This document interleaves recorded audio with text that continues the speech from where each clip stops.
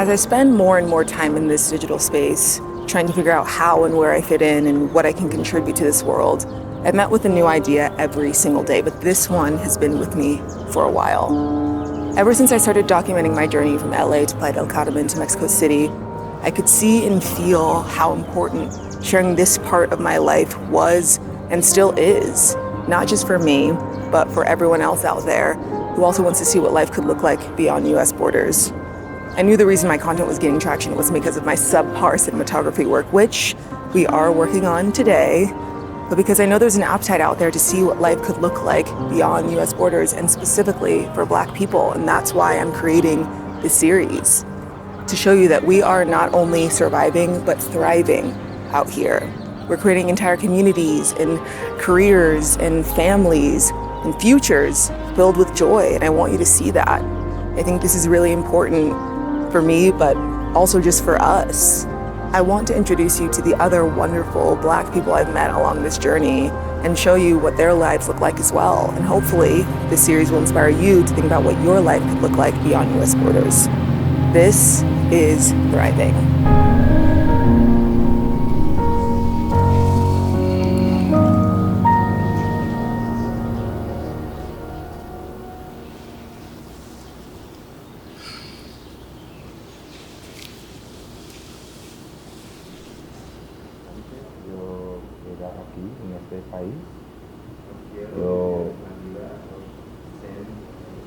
Conoce es muy espiritual aquí. So para mí este es como un portal para mi magia. Es porque este lugar es pura magia. Es un portal para más fuertes experiencias con tu espíritu. Discreto allá, pero aquí es en las calles, es en los mercados, es todo. Me siento completamente conectada a mi arte aquí, con baile, con mis experiencias con espíritu y todo. So, no, esta es mi casa. Lorenzo. Lorenzo is a Jamaican-American boy who grew up in Florida as a young artist and dancer. And I've traveled around the world, but my favorite places I've been have actually been New York and Los Angeles, where I have a huge community of dancers, practitioners, and artists alike. So, I want to know. Yeah? Have you ever regretted your decision to leave the US? Never. Not one day since I left. Not one day. I mean, speak on it. Mm-hmm. Yeah. Like, I was, like, afraid of something happening to me in the streets. Like, I'm like a dark-skinned brother. I had that experience, you know? And the judicial system in America is set up to make me fail.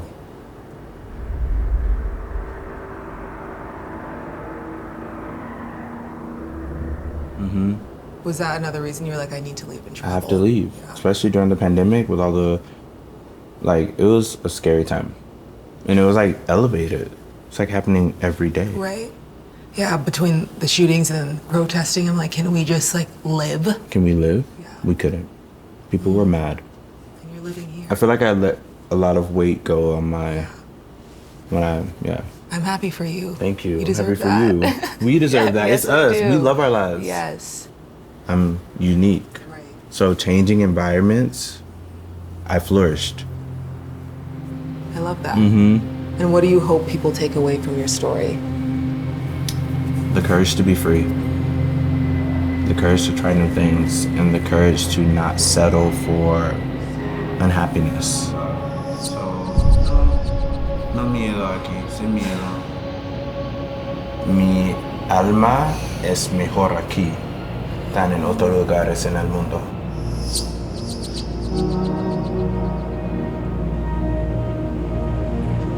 There's no doubt. Sin miedo, as they say here. Without fear. Without fear. Yeah. You have to think, I had more fear when I was there.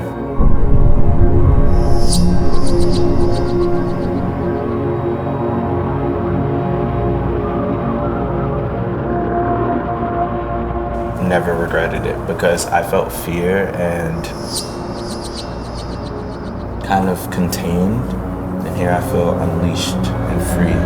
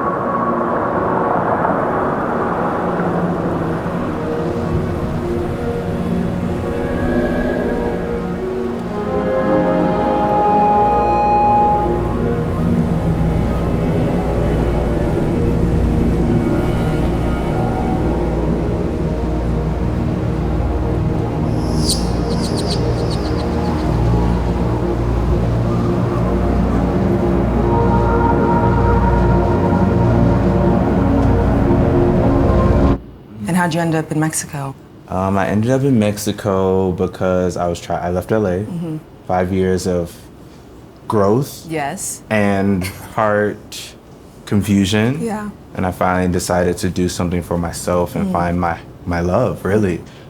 Everyone in LA knows I went there, left LA to find my love. So I traveled the world. I stayed in France, the south of France. I stayed in Spain, went back to Miami, went to New York, and then someone offered me their home here.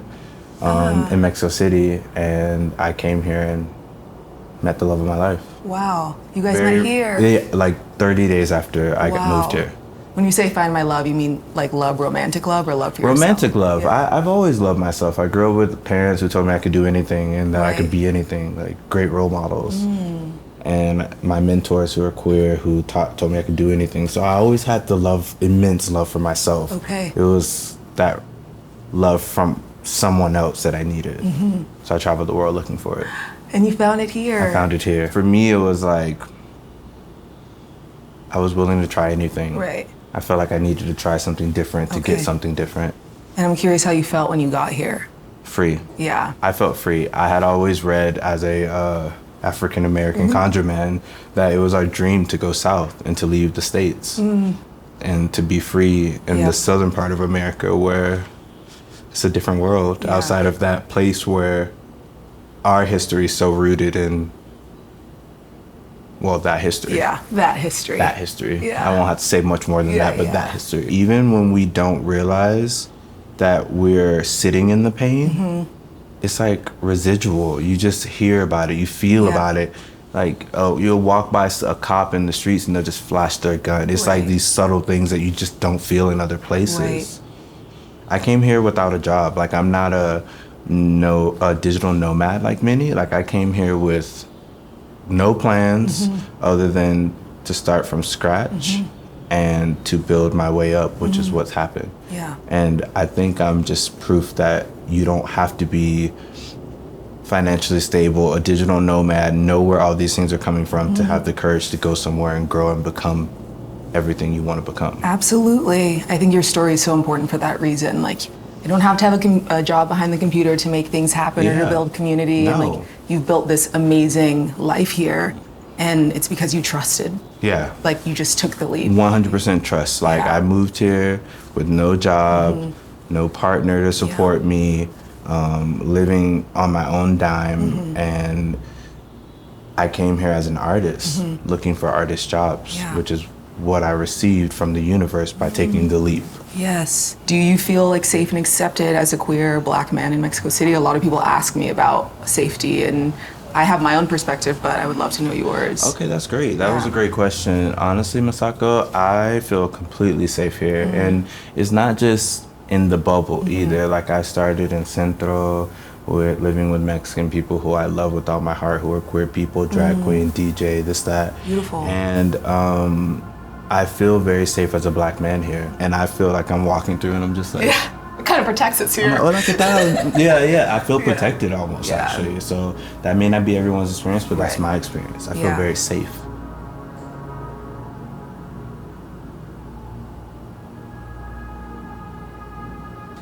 Something else I really love about your journey is the fact that you've been able to build a dance community here. Do you want to talk more about how you've been able to do this? Yeah, so to be completely honest with you, I'm not trying to make this about just my partnership, but my boyfriend has been a major catalyst for my connections in Mexico City.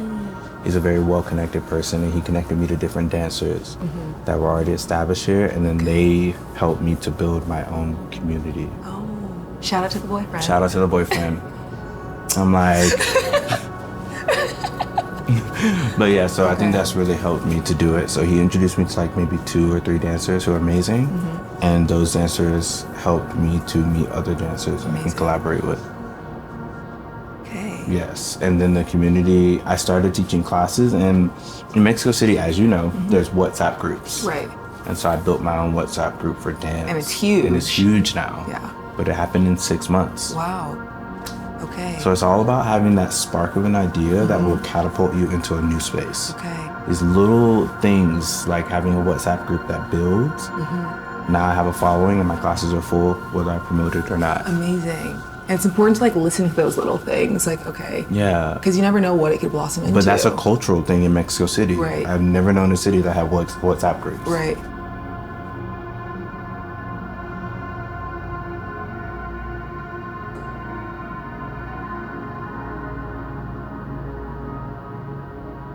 Okay, so yeah, I work at Hub, which is a co-working space for innovators and trendsetters. So that co-working space is based in giving innovators and trendsetters a space to be themselves and to connect to community. It's very community-based. It's so different than many co-working spaces in the world because we have ceremonies, we have meditations, we do yoga, we have bar, we have an amazing community that's interconnected and working together. So I feel like working there and being thrust into a community helped me to build my own sub-community of people I love. Being in all these physical spaces, working has helped you build your community in Mexico City, and also how have you built your community of like other Black people? Other Black people? Okay, so that's great because that actually happened organically. So through dancing and being social, have been out and met people, and it was like us. We just like connected, and we were like, this is, you know how Black people are. We was like, I see you. From across the room, like, and then from there they had their own communities, and they brought me to say like their Pride party or their Thanksgiving, and we do things together as a Black community now. Like, and it's amazing. That is something I love about our people. It's like, I see you. You want to come on in? Yeah. It's really like, it's Viola important. Davis always talks about this. She always says that, you know, when you see your sister and brother from your community in a room, even across the country, in another world. Because y'all know that y'all are there together, you normally connect. Yes. We're here. We're here. Like I told you earlier, on my dance classes, there's been so many beautiful Black people who come to my dance classes, and I'm like, you live here? It's such a good feeling. When I first moved here, I didn't see like that many of us. There are a lot by the beach. That's where I started. And I was like, okay, we're coming out. We're coming out. We're getting out of America. Finally.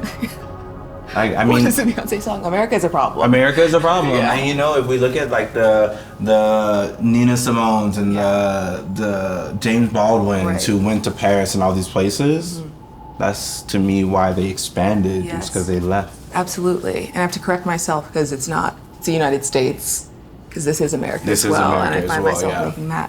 A lot of people say that. I'm always reminding people like this is America also. It's actually the United States of America. And these are the United States of Mexico. So it's just a different space. All America. You hear that? You hear that? we are still living in America, different parts with better people. So yes. Her, honey. Period. I take a note. Okay. Ooh, were all these things part of the plan? Did you want to teach? Did you know you wanted to work in a co-working space? None of these things a year ago I would have ever known I was going to be doing. But what I landed on was the fact that I have to follow my path, and my path led me there.